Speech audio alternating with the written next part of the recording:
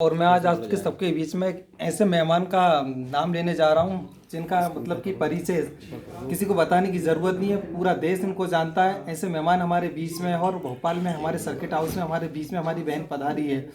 तो सीमा समृद्धि का नाम पूरा भारत जानता है निर्भया केस से। दीदी से हम सवाल करेंगे कि दीदी आपने जो निर्भया केस में भूमिका निभाई है, जिससे पूरा देश और पूरा समाज आपको जानता है, और आपने जो लड़ाई लड़ी है वास्तव में समाज के लिए और देश को न्याय दिलाई है, उसको लेकर आपकी मेन भूमिका क्या रही थी और बेटी को क्या न्याय मिला? देखिए, निर्भया जो थी, मुझे ऐसा लगता है कि निर्भया सिर्फ एक वो बेटी उस पर्टिकुलर माँ बाप की नहीं, पूरे देश की बेटी थी, क्योंकि उनके दर्द को पूरे भारत ने महसूस किया। जिसके घर में भी बेटी है, जिसके लाइफ में भी, जिस व्यक्ति की लाइफ में कोई स्त्री जुड़ी है, चाहे वो माँ, बहन, बेटी, फ्रेंड, किसी भी रूप में, उस सब ने उस पेन को महसूस किया। मेरा जो रोल था वो स्पेशली ये था, क्योंकि चूंकि डिस्क्रिमिनेशन जो है इस कंट्री के अंदर फीमेल के साथ बहुत ज़्यादा होता है, बेटियों के साथ, उनकी चाहे एजुकेशन हो या उनकी हेल्थ हो, उनकी फ्रीडम हो, हर चीज़ को लेकर के।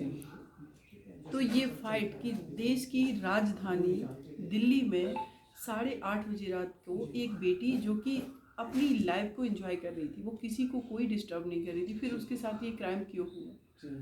और जिन लोगों ने ये क्राइम किया, वो लोग इस हद तक कैसे क्रूअलिटी कर सकते थे कि उस बच्ची के साथ उन्होंने जानवरों से भी बदतर व्यवहार किया।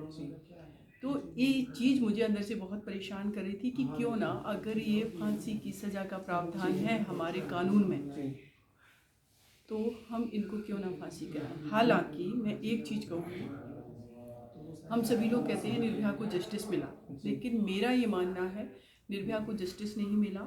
जो उन अपराधियों ने किया था उसकी सज़ा मैंने उनको दिलाई। निर्भया को जस्टिस तब मिलता जब वो बेटी हमारे बीच होती, वो अपनी लाइफ को एंजॉय कर रही होती, वो डॉक्टर प्रोफेशन से थी, वो डॉक्टर बन कर के देश को में कंट्रीब्यूट कर रही होती अपने टैलेंट का, एनर्जी का। लेकिन वो सब, उनकी फ्रीडम, सब कुछ तो हमने उनको उनसे छीन लिया, उनकी लाइफ छीन ली, फिर कैसा जस्टिस?